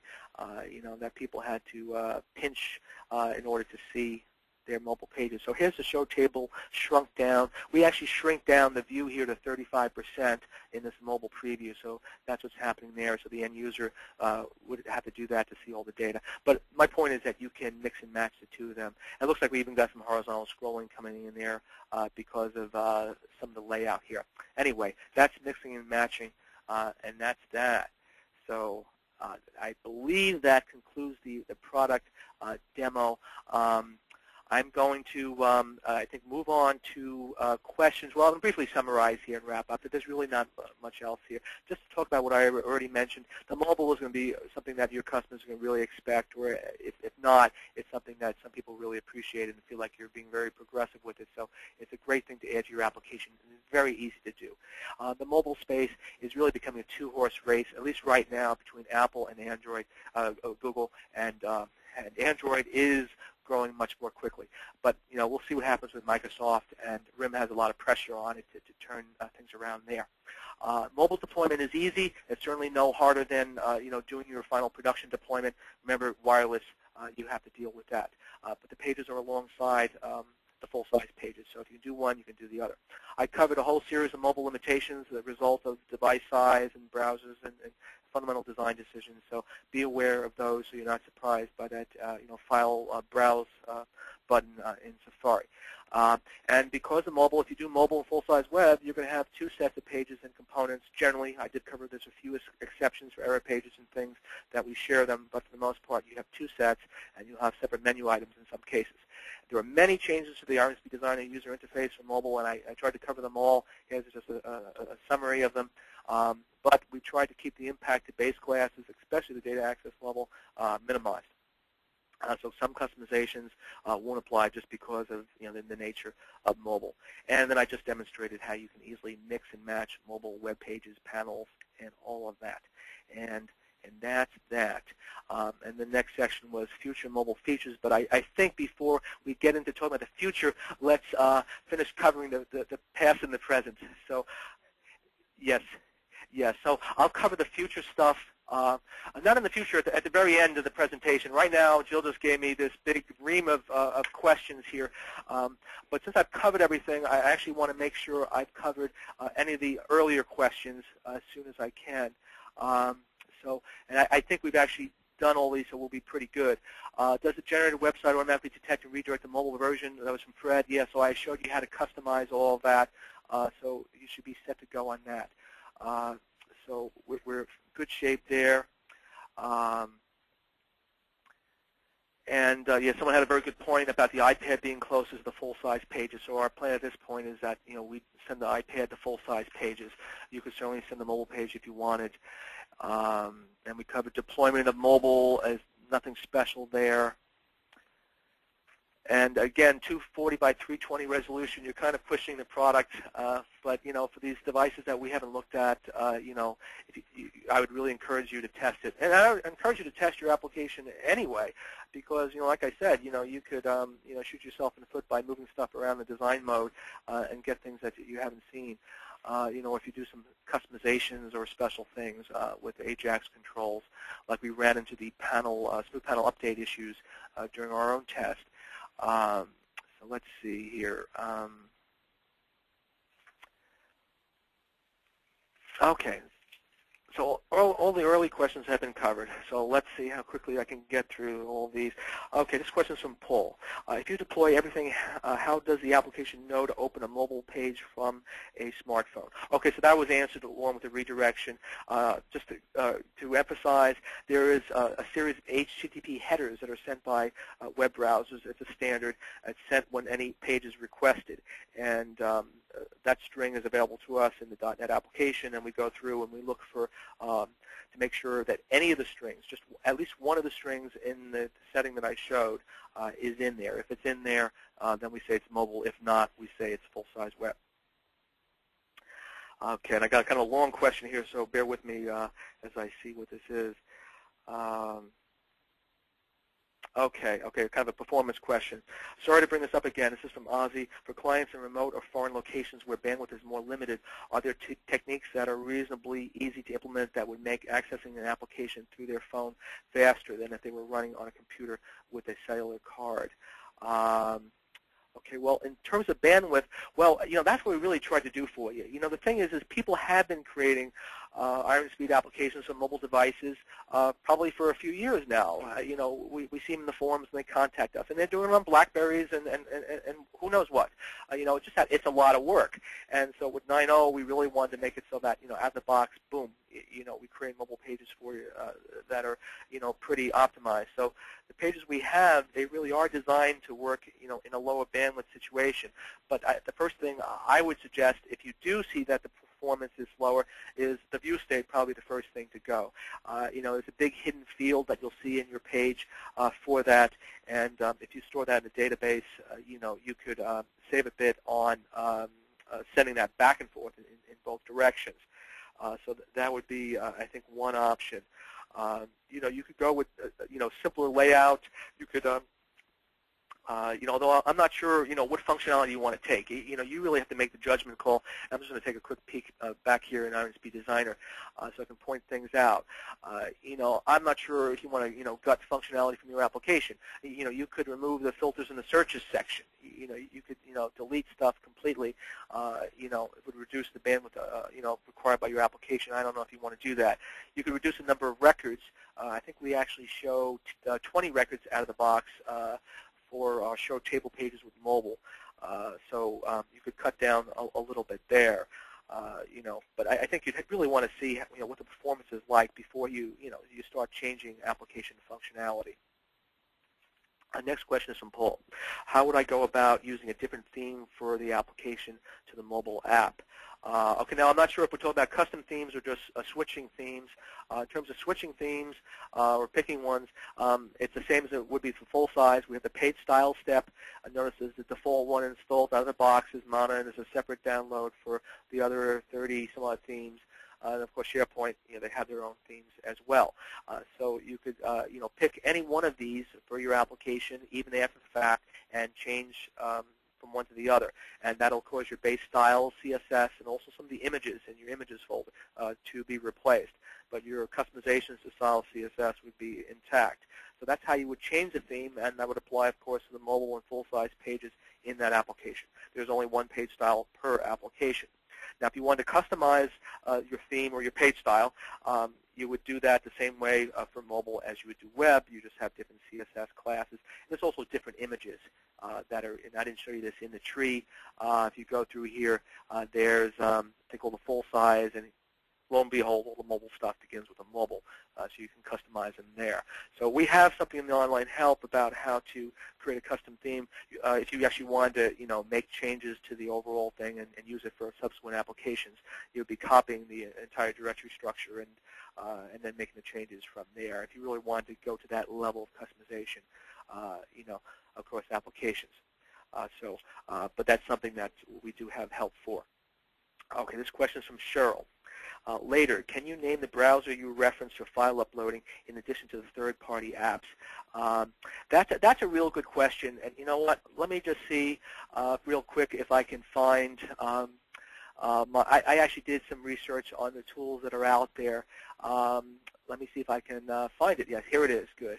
I found the right file. It's not going to be an expense report or something here in Excel. Here it is. I actually did look at a bunch of solutions, and these have not been tested by our QA. We looked at these and said, geez, it's not a clear-cut decision. The browser we found was iCab Mobile. It's got file upload. The ratings were pretty good with it, but we don't know how this is going to work for an application until it's tested. And it actually does. It costs you $1.99, which I know it doesn't sound like a lot of money, but if you impose that on all your end users, that sometimes that's not going to work. It's also not one of the top 5 browsers, so that's why we're kind of hesitant to recommend it. The other tools we came up with were plugins that work with Safari. So there's Origma Up, Pickup, and Quick Pick.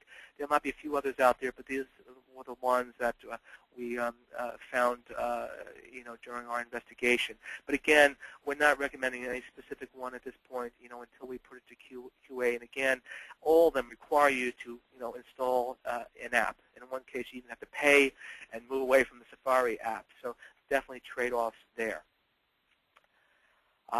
Okay, and we got questions still coming in, so keep sending them in. There's a little backlog here, but I'm going to run through these real quickly. Next question is from Cheryl as well. SharePoint seems to use their own set of tables when deploying to a SharePoint environment. Is this procedure also loading the tables there, or does it simply embed the application? Okay, so the mobile process isn't any different than for the full-size web. So we just have a separate set of pages there. The only difference is they don't use a SharePoint master page with something in it, with the menus and that kind of thing.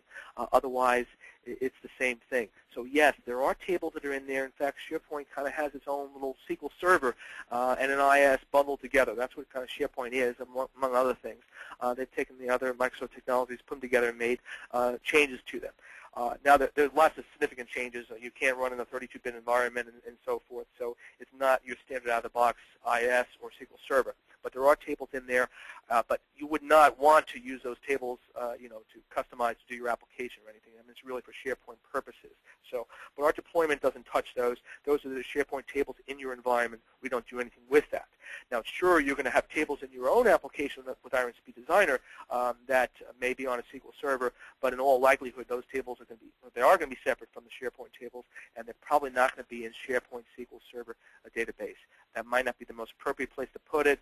The administrator probably would not want that at all. So yes, there are tables that are there in the SharePoint environment, but we don't do anything with them, and certainly not the mobile. And we have had periodic webinars on SharePoint itself. So if you've got questions in that area, our Director of Engineering, Kirill, he has a lot of knowledge in that area and can go really in depth into that. Next question is Ozzy. What if you want to design a purely web phone application? Do you do anything different? Now, I'm not sure if he meant a mobile only, or he means Microsoft phone application. I showed you how to do a mobile-only application. You would just uncheck the full-size web pages, and you may want to change your application generation options so that subsequent applications were mobile-only as well. Now, if we're talking about Windows Mobile, it wouldn't be any different than doing a mobile application. Actually, Windows Phone is what we'd be talking about. That's the modern version. Microsoft has redesigned their mobile system. They've had a lot of names for their mobile systems over the years: Windows CE, Pocket PC, and Windows Mobile, I think, was the most recent. And I think those are all kind of the same, and they just stuck different marketing terms on them. But Windows Phone is actually the newer version that they're betting on, and there's a lot going on there, with Microsoft moving into that market. But anyway, getting to the meat of your question there, you would create the application the same way for any mobile platform. There's really the only difference would be maybe if you want to customize that web config string that I had mentioned. Next question is from Jerry. Can you add mobile pages to an existing app that was ported from version A? I see the new page function does not include it. You can definitely add mobile pages to an application migrated to version 8. So I'm not sure what's going on there. If you're having a problem, if you're trying to do that, that would be something to open a case up with support. I believe this was tested, at several points during our testing process. So you should see those pages just to show you what you should be seeing. When you go to create a new application in the application wizard, and I don't see how this would be any different, these mobile pages here should be listed in your pages step. And in fact, since it's a fresh install for 9.0, I think they'll even be checked off. So I don't know how you would not see the mobile here unless you didn't actually have an installation of 9.0. But if you migrated your 8.0 or a previous version, for that matter, to 9.0, you can definitely add mobile pages to it. Again, if you have a problem, please contact our technical support.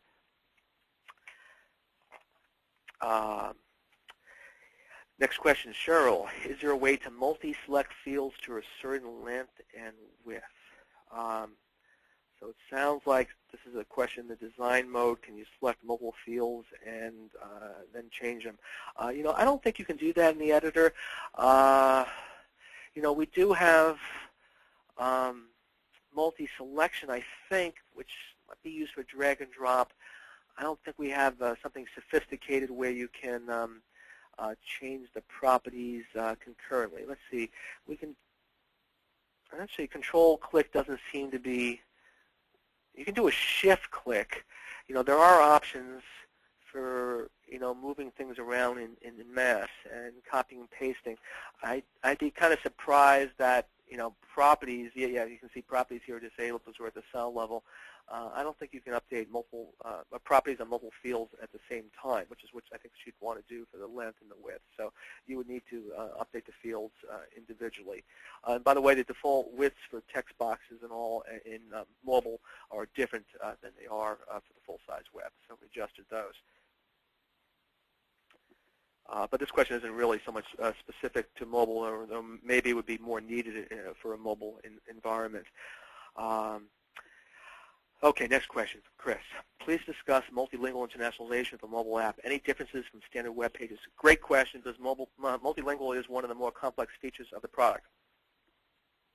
And I'm trying to think of any differences, and I can't think of any. Just so we know what we're talking about here, multilingual. I think I kind of touched on it before. It's in the application wizard. There's actually, I think, a few other entry points to it, but it's in the languages section. Here, this is where you configure multiple languages, and you would do right to left, left to right, and formatting. So there are some limitations in here I won't get into, but there's nothing specific to mobile versus full-size web. So you can do the same functionality. I showed you the language drop-down that you would get, and the right to left, that's been tested on mobile as well. So yeah, I'm not aware of anything there that's a limitation. We really took the approach, let's keep all the existing functionality working for mobile. Next question, Dave. And I'm moving as quick as I can. I think I'm halfway through this stack here. So, and please send in your final questions. Does Iron Speed automatically handle figuring out what kind of device the page request is coming from, and so figures out whether to show the app page or the mobile page? Everybody's asking the same question in different ways. Yes, we do. So you can see why we made that a configurable option. Actually, we were considering making it configurable or not, and we had an early demonstration to some of our MVPs, and that question came up, and it was a no-brainer. We did it, and I'm glad we did. It was yes, yes, yes, you can do that. Paul, question. I saw there was that in mobile you had the HTML inside the text editor. Will there be a way to remove that without putting in a rich text editor? So let's see what. I'm not sure what that means. You'd use a rich text editor often to edit HTML in your database, so that can be very handy there. Some people will also use it for a large block of text. But we're not creating it out of the box. So if I went to a table, well, I guess categories are as good as anyone. If I go to the say the Add Categories table mobile here, I'll show you what we give you, out of the box. Well, maybe an edit is a better example. You can see here the HTML is being shown. This is just a plain text area, which might be fine for some people if they know HTML, but you could use the AppGen options that I pointed out earlier and pick one of the, I think, the 3 editors that we have. Now, some of them require that you buy a license for that particular product, so you'd have to do that. But again, be aware of that. They are more complex. If you're concerned about bandwidth, that is something to consider, and also what the user experience is with all the buttons and everything that some of them have. But you could change that. I think you can even do it on the field level. But the AppGen options might be the place to go with that. Yeah, and that's what the editors are for. You can certainly use them, but we don't turn them on out of the box by default. Next question is from James. Sorry if I missed this earlier, but how does iPhone know to show the mobile page instead of the regular page when you browse in the regular app URL? Okay, well, maybe people did miss that section there.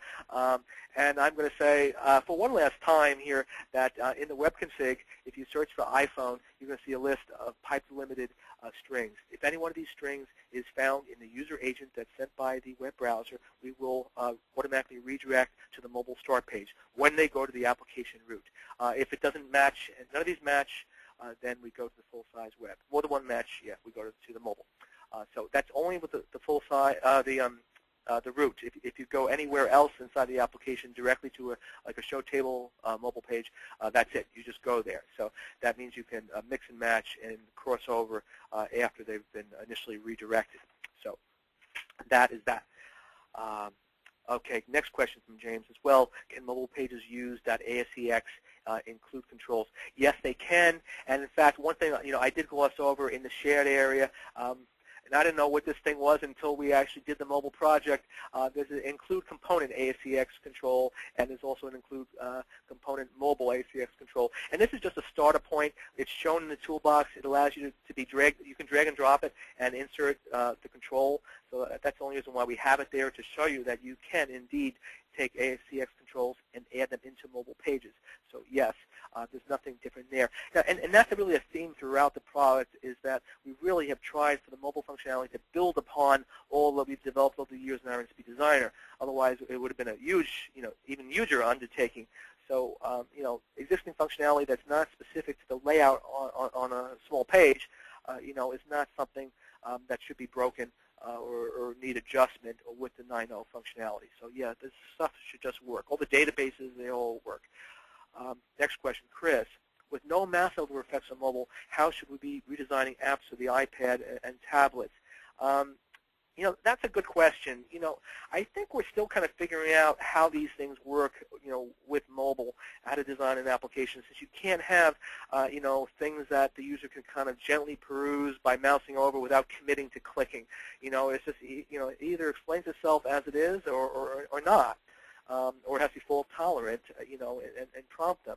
I think that's the thing with mobile. When you design applications, and I've designed mobile apps, you really have to go with elegance. You have to have minimal information. If you try and cram that menu on the same page as your show table, you're going to, overload the user. So you're going to have to really rely on, I think, simplicity and clarity. And that's not always, easy to achieve. And it's the same thing, on the iPad as well.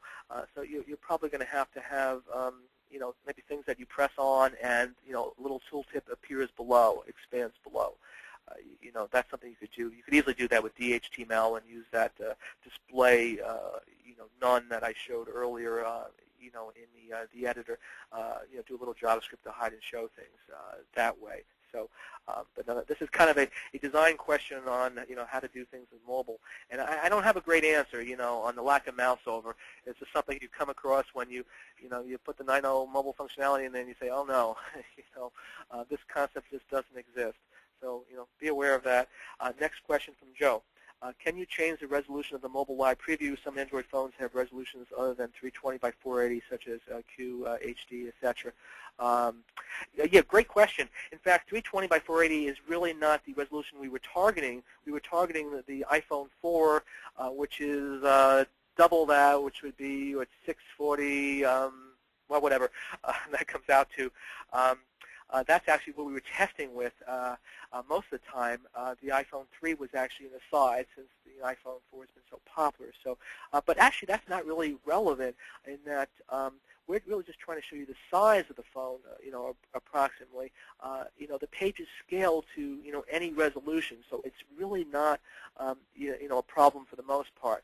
The iPhone 4 resolution is really what we're, what we're shooting for. But we were aware, certainly, that there were Android phones that would go up as high as, 1024 pixels in one direction. So that's why, we're really targeting more of the high end, and the question about the 240 pixels was like, well, hey, we can go in there, but it's going to be a bit more scrolling. So there really is not a need to to change the live preview. It's going to take 100% width no matter what. So it's not going to be thrown off by that. But yeah, it is a generic preview, so it's not going to be all things to everybody.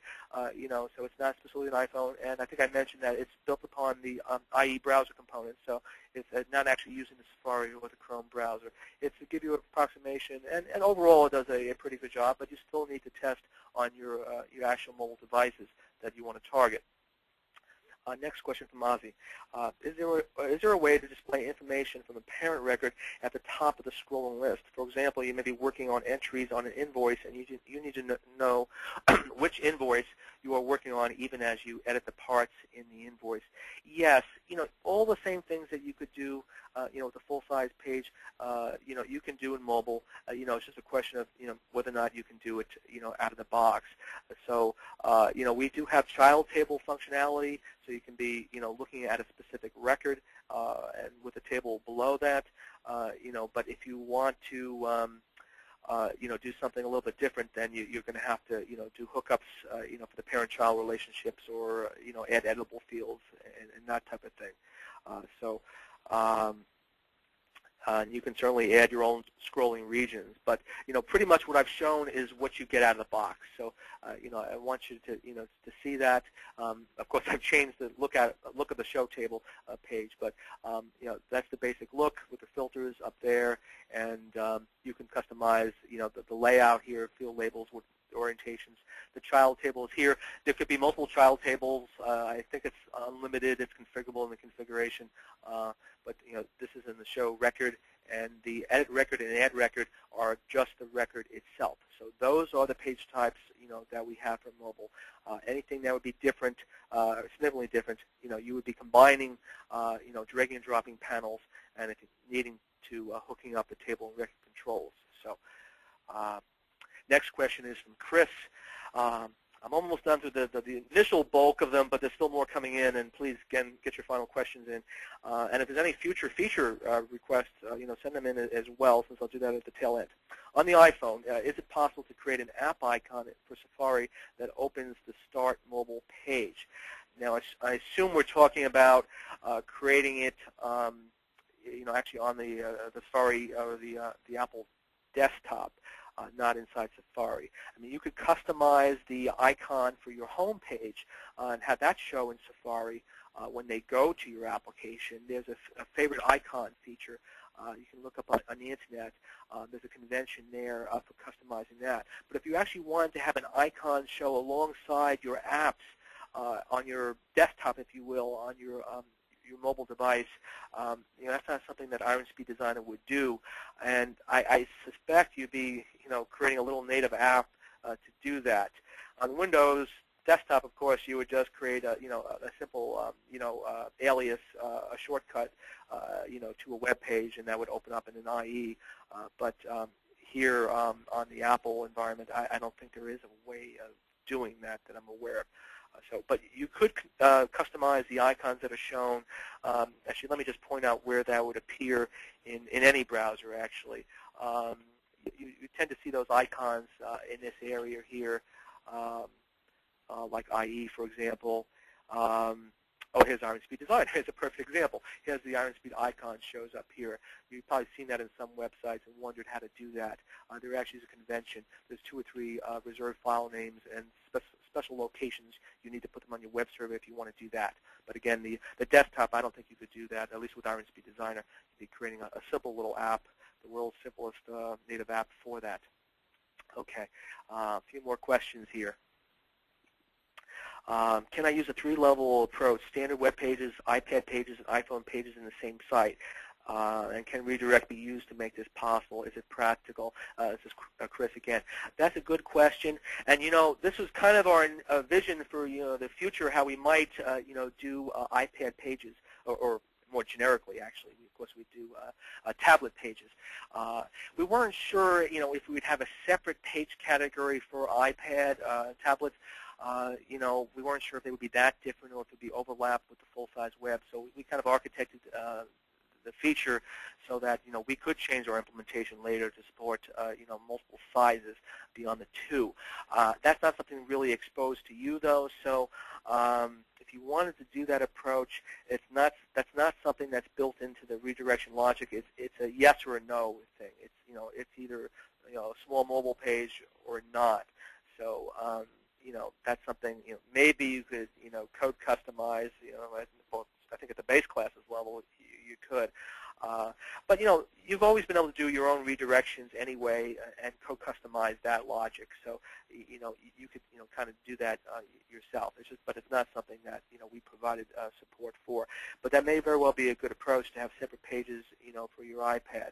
You could stretch the iPhone pages, but you won't see as much information. You could even do a customization on those and conditionally show things maybe on the iPad. And you could get that user agent string yourself in your application. It's just a server variable that .NET will let you do.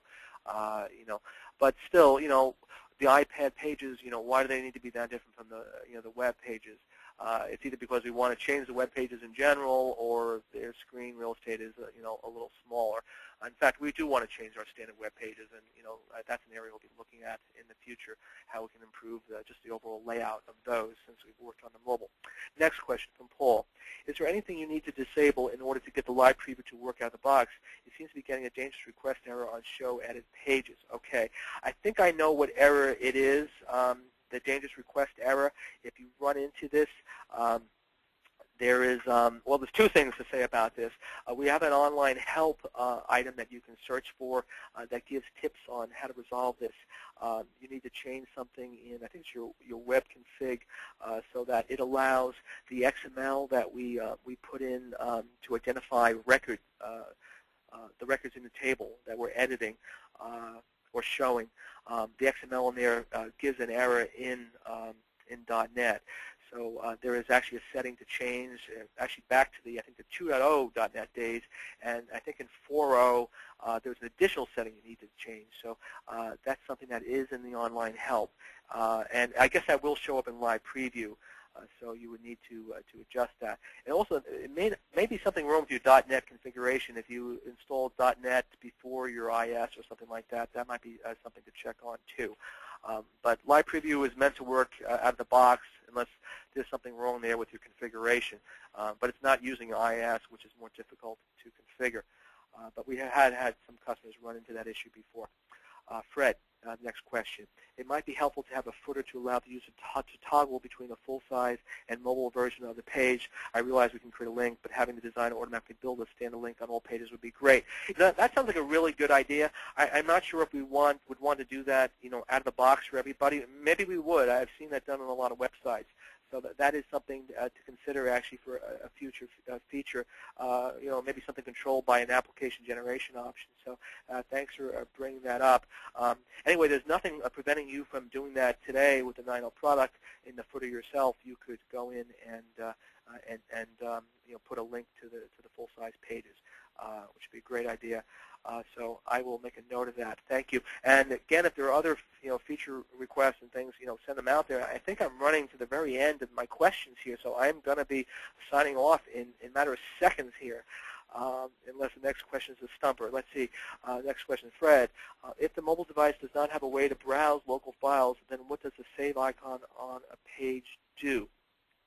Okay, so I think this concerns the file upload. If Safari disables the browse button, what's going to happen there? Well, the bottom line is you're not going to select a file, and you're going to go and try and save the record, and everything will be fine unless the file that you were trying to upload is a required field in your database or in Iron Speed Designer. In which case you're going to get a validation message saying, hey, you got to select a file. So That's something to be aware of. You know, originally we were not even going to create the file upload controls for the mobile pages because of the problems in the Apple area, and now we create the controls, I think, in some cases, not all of them, because of these types of scenarios. And it's a required field that can really create a problem for you. But we will, the save button will definitely go ahead and try and save. So yeah, be aware of the file upload on the Apple, and even on the Android devices. You know, on at least some of our test devices, we needed a memory chip in order to, compact flash card in order to do file upload and download. So that's something that your end users may not, have available. So, and that's it. I've made it through the final question here. I guess that was the one future feature.